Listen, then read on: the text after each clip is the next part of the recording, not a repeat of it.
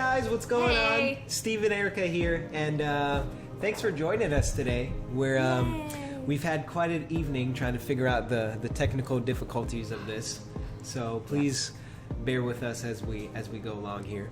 But hey, we're so happy that you were able to join us and just kind of watch along and be a part of what we're trying to do here. Right. So yeah, we're super excited. Aside from the probably past hour of the video going in and out, and we're not even sure if it's going to keep working, so we're hopeful. But we're really excited. You know, something that we were talking about. Oh, and George, you're going to see George pop in and out, guaranteed. George, he's definitely coming out. He's a big dog. He's a golden doodle. George, for all you golden doodle lovers out there. Come.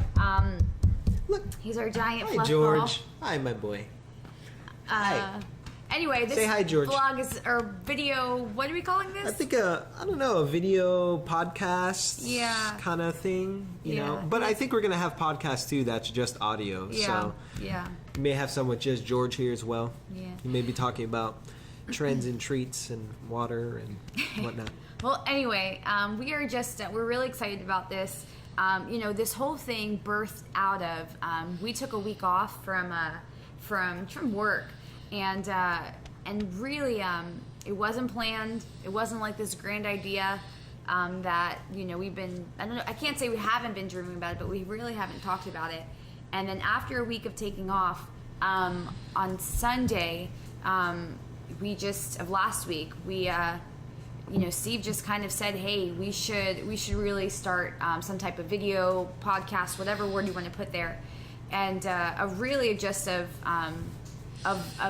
what kind of this will be, you know, just things that we're learning, things that God's teaching us, and this kind of taps into a lot because as we were dreaming about it, it was almost like, man, like, more people need to be doing this. Right. There's so much that is readily available to us at hands. Like, I'm totally impressed that we're able to produce all of this outside of our house. Right. Might not be the best lighting right now because we lost the lighting, but that's okay. But we have Christmas tree lights behind us. Tis the season to Courtesy of my wife. Well, yeah, I mean, I do like decorating, so. But nonetheless, this whole entire thing birthed out of just us taking a week off. And the awesome thing about it was it's just, I think, taking the week off, like it was, Steve might talk about it a little bit, but from my side, I didn't realize how much it was needed. And I can't say that, like, even before taking the time off, like, I was like, oh, I'm so tired. It wasn't any of that. I was fine. Right. It was Thanksgiving week, and we were like, okay, we got to take a week off, go spend time with our family. We went out there, and, you know, it was a good time, relaxing. And then coming back was when it was almost like, oh my gosh, like, it's almost like your mind had time just to pause, just maybe to process everything, and it was good. Yeah. And on the personal side, like, I realized, you know, when did I stop dreaming? You know, when did I stop thinking things like this were possible? And that's kind of what the heart from my side is of this, is just, man, like, I know so many couples that if they just hook something up, and they should totally do this, you know, what God's teaching them, what did you learn in your marriage, like, whatever your niche is, you know, like, there's something there, you know, and just another avenue to be able to be creative and be able to dream a little bit and have fun. This is fun for us, you know? Yeah, definitely. And I think it's like Erica said, it's not about the work, it's not about you know, responsibilities, because responsibilities and work and ministry and just life will always be there. And sorry, George is trying to get our attention. But you know, I think you don't really realize maybe how fast you're going until you stop for a little bit, and then you have time to slow down and process. And there's nothing wrong with going fast per se, or you know, being in a season of busyness. There's nothing wrong with that. In fact, I think it's healthy to be busy in a way. But I don't think it's healthy necessarily to be so busy where you kind of forget the priorities, or you begin to put some things on the back burner. And because, like, something happens, like, in your season of busyness, there's a switch that happens, and it really is a perspective. Like, like you kind of do everything that you have to do, and then everything just becomes like I have to do this, I have to do this, I have to do this. And I don't think that's how God intended it for us to live. Like that's not joyful. You know, this is my favorite time of year. I think one of my favorite times of year, besides our wedding anniversary and birthdays. Love you, my love. Love you. But I think it's one of my favorite times of year because not only because of the holidays, but because we're coming up to next year, and it gives us kind of a time to refresh and kind of take stock of where we're at, and you know, kind of what God has done this year and what we sense God is leading us to in the year that's coming up. So this is usually the time of year that I'm always looking through, you know, I'm doing like assessments and, you know, I'm seeing where I'm at with things. Now, this is probably something that you'll probably hear a lot about from us. But yeah, I'm not an assessment type of person. I appreciate assessments. I'm more like when I feel like I'm going crazy, I'm like, okay, Eric, you gotta get your life back in order. Sorry, I probably went bam. And Steve's more like assessing all these. Okay, for example, I got just minor thing. You know those like books that like have the questions in the back that help you self-reflect? That is like not me. I appreciate those questions because it helps you to give you another point of view on things. So, anyways.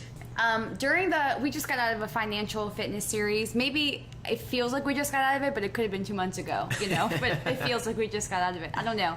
But we just got out of this whole financial series at church. And one of the things that that was a huge probing question in just this season, I don't even know if they preached about it. I just know somebody said it or something, and it just stuck with me. And it's a question that everyone usually asks, like, what would you do if you had all resources, there was no money stopping you, like, or they asked it different, like, what would you do if you were out of debt? What would you do with that money that you're paying towards it? Mm-hmm. And I gotta say, like, it convicted me because I was like, I don't really know what I would do. Like, it kind of made me realign my thinking or something, however you say that, but just kind of thinking, okay, well, what do we do with that money that we're paying towards credit card, like getting off, you know, cutting down credit cards? Like, if we were out of debt, what would we do with that? And obviously the logical thing is to say to save. And I get that, but then the question kind of made me think deeper, and this is about this, like, what would you do if you had all the money in the world? Right. And if you can't answer that, and that's where I was at, I'm still like unpacking that. Like, what would I do? And I know it's like, people will say build orphanages. That's a funny word. Orphanages. Open up some orphanages. Open up, all these help the homeless, whatever. But I think, like, the big question and in dreams is, like, what are the God things that he has assigned for your life?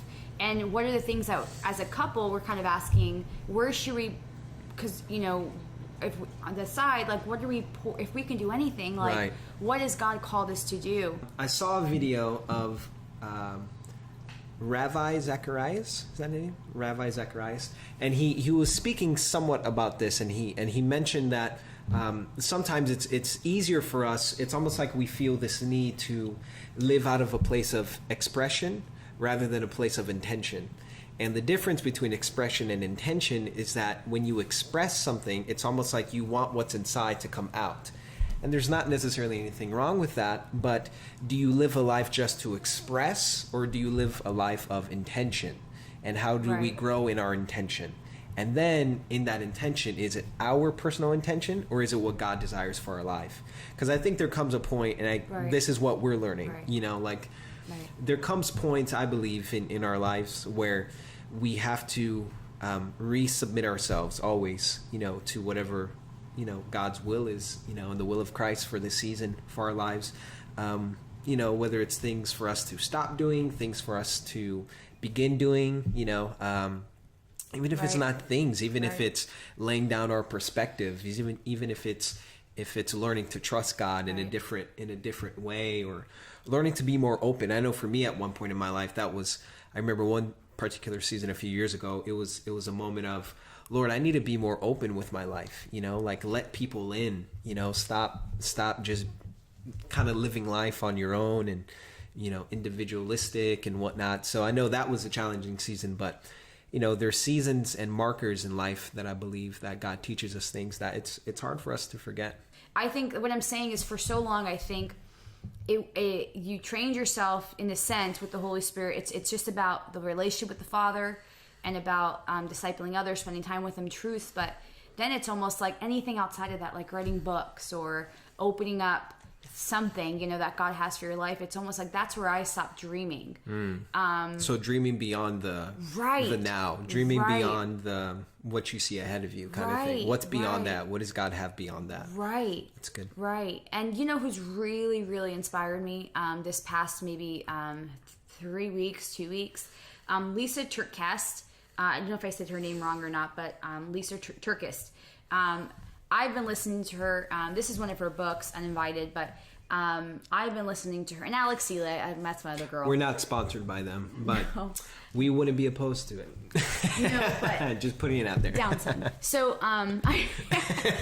what inspired me so much was just her insight to the Lord as you listen to her on YouTube, her relationship with God. But the biggest thing is she's 50-something, I think. She's seasoned in the Lord. She's had a ministry for over 25 years, like this Proverbs 31 thing. And she literally said in one of her recent podcasts or whatever, YouTube videos, she's like, you know, my books are just a reflection of what's going on in my life. And so the past book, I know she just wrote one about It's Not Supposed to Be This Way, which I'm going to get my hands on when I'm done with this one. But this one's Uninvited. It's on rejection. And so this woman, when you hear her speak, you're like, this woman has a relationship with the Lord that's deep. She knows the Father. She's communicating truths that are just incredible.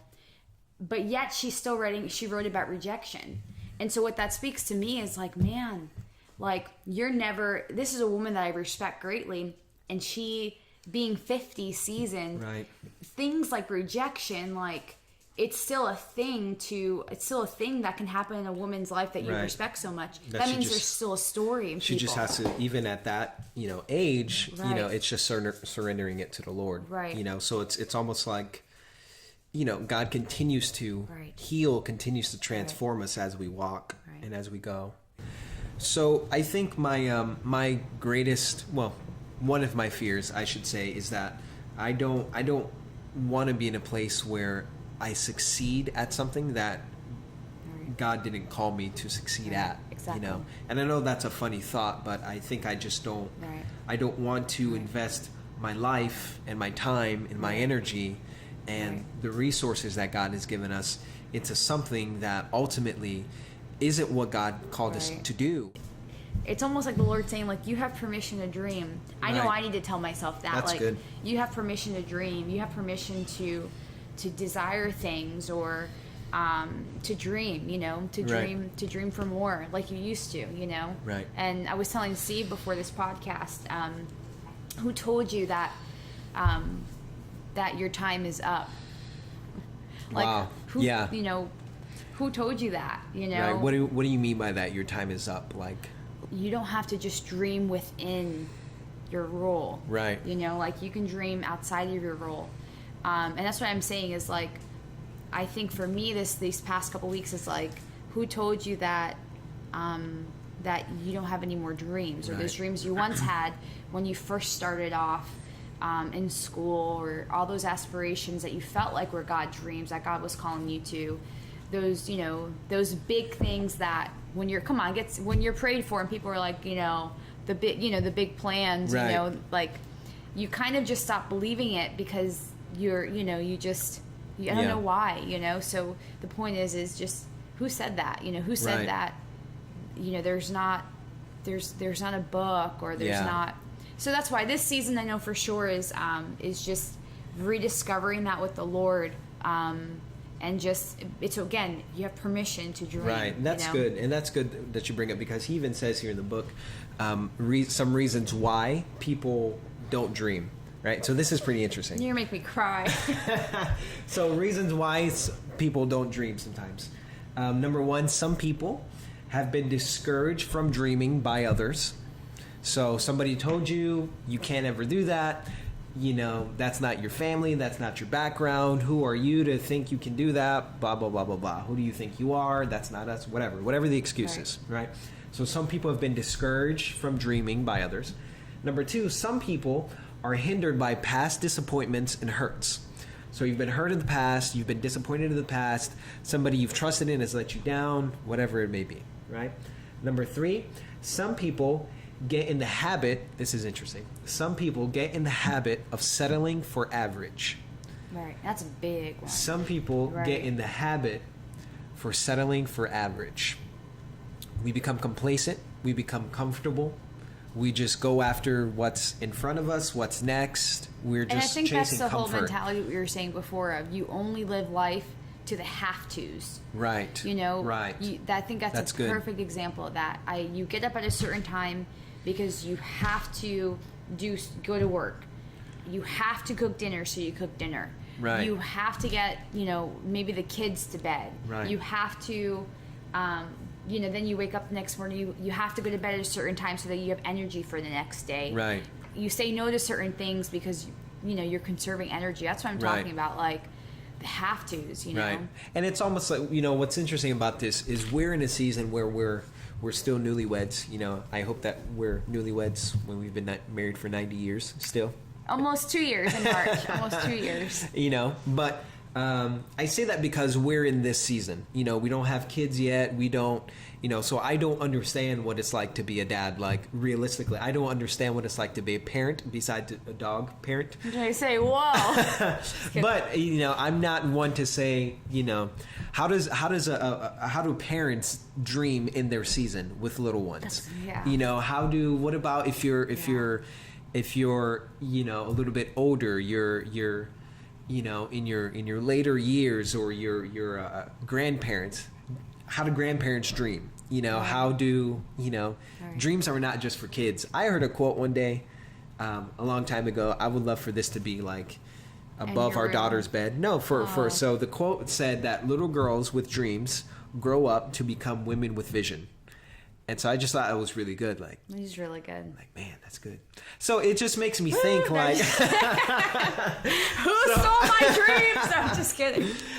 So it just makes me think, like, what is the more that God has for us? And is it okay to desire more? Because ultimately, it's not just about what we want. It's never about what we want, but it's about, Lord, what is it that you want to do through us? The word permission has always been a big word for me. Even as I said that, and I think it's a word for just people, like the word permission. Right. Just you have permission to be you. You know. Who told you, that you can't be you? You have permission to dream. Right. You have permission to like, where, like, do you know what I mean? Like, I feel like people sometimes need permission to do things. And that's why when they don't feel like they have permission to do things, they wait. They wait until they're told. They wait until they feel it's okay to do so. So I just think permission is an interesting Yeah. It's an interesting word, Right. Why is permission so important? Why do you need permission necessarily? Right. So why have we been trained in such a way where we need to wait for someone to say you can dream? Right. Right. It's interesting. Right. And rejections. I know for women, rejection's a huge thing. Yeah. You just wait until you know that it will be okay to do, and if they said it's good, then do it. But I think, man, wow. So it's interesting. So just the different reasons. So people have been discouraged from dreaming from others. Number 2, some people are hindered by past disappointments and hurts. Number 3, some people get in the habit of settling for average. Number 3, some people lack the confidence needed to pursue their dreams. So that's interesting. Some people lack the confidence. And then number 4, some people lack the imagination to dream. So can you see beyond what's in front of you? Can you see beyond the day-to-day, And I think we all deal with these, 5 or 6 things, in different degrees, No one is perfect, I think there's an innate desire that God has created in us for more, and I just pray that that's something that we desire, going into next year, and not just next year, but something that becomes more cognizant and present in our life, where we become more conscious, I should say, of, Lord, what is the more that you desire to do? Right. What is it that you desire to do in us, and what is it that you desire to do through us? I think the through us part only comes, when we submit to the in us part, where we allow the Holy Spirit to do his work in us. And as a byproduct of that, of what he's doing in us, then it changes lives. There's dreams that are deep within that we have the tools, not just us, but all of us, you, me, whoever, have the tools to create this super easy. Yeah. iPhones, all you gotta do is download an app now, and bam, it's just, there's these special apps that can do things. It's just so easy to upload it, click and upload, and I just feel like there's so many people out there that have passions for marriages, that actually have amazing content. Like, I'm thinking about a ton of our friends or a ton of people we know that just could totally do something like this, and it's super easy. This took, maybe it's a 30-minute thing, but it's super easy to do. And I just feel like, you can do it. What's stopping you from dreaming again, or How can we be motivated to action?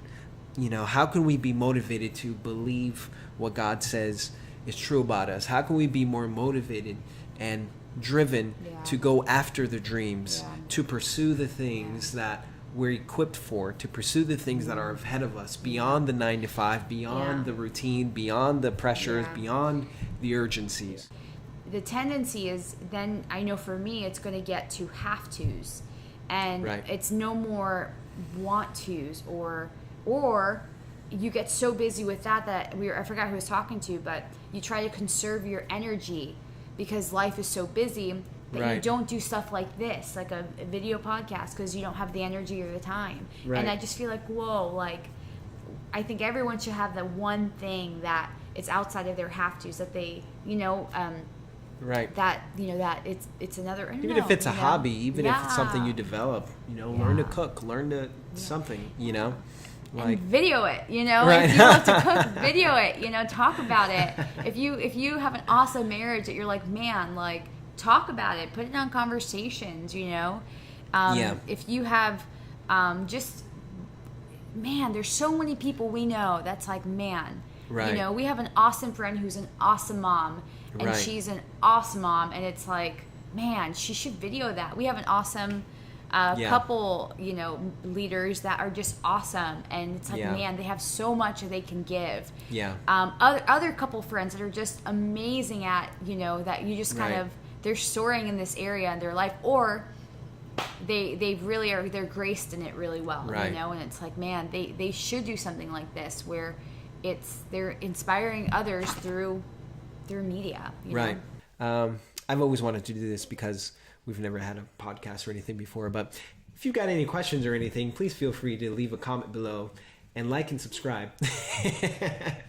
I'm just kidding. We're still figuring this out. But if you do want to follow along, I think we're on YouTube, right? So we're on YouTube now. We're on YouTube. So the podcast is live. We're actually on Spotify as well. So we're on Spotify. We're on Apple Podcasts, right? Apple iTunes. I don't think we're on Google yet, but if you're going to do it, you might as well do it, So I think the title of this is called Conversations with Steve and Erica. So we may change it around. Like I said, we're still trying to figure out what we're doing here.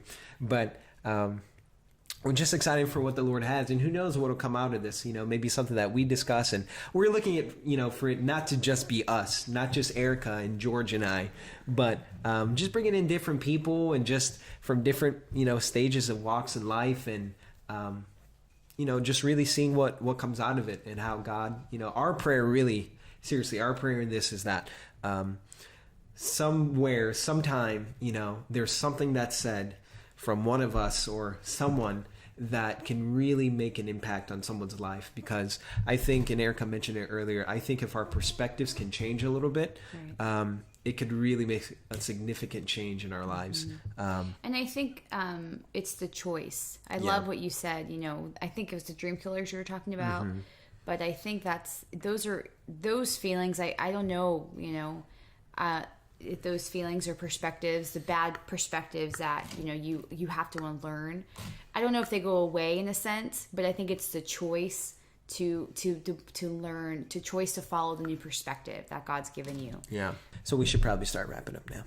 It's been a little long. Yeah. We could still talk forever. So sorry it was so long. That's my husband's way of saying stop talking. Guys, thanks for joining us. You're not rejected. I love you. You're perfect the way you are. Would you like to sign off? All right. We should have a sign off.